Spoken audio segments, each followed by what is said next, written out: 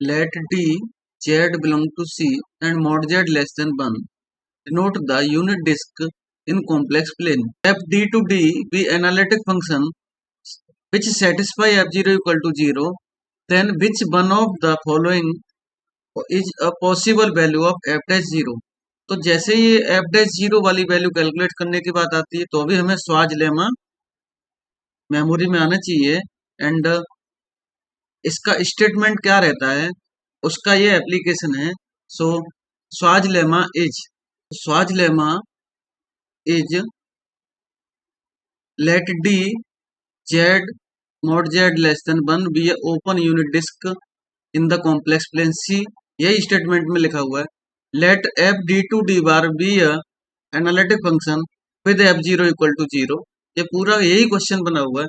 then स्वाज lemma states that if f z mod less than equal to mod z for all z belong to D and f dash 0 less than equal to 1, and if the inequality fz mod z equal to mod z holds for any z not equal to 0 or f dash 0 equal to 1, then f is in rotation.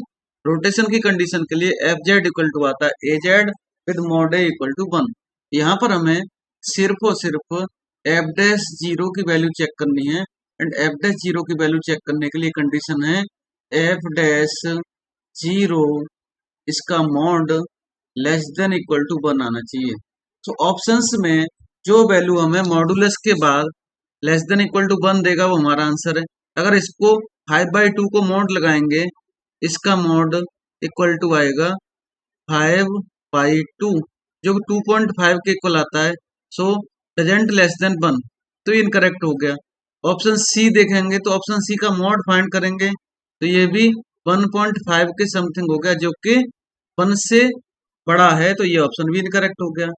And यहाँ भी mod देखेंगे option D में तो ये भी 5/2 आ रहा है जैसा कि ऑप्शन 1 में था.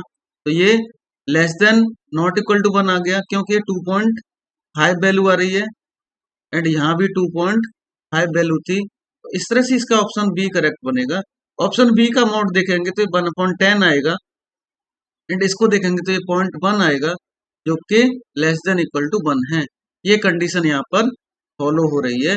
So option B correct. Option A, C and D are incorrect in this question.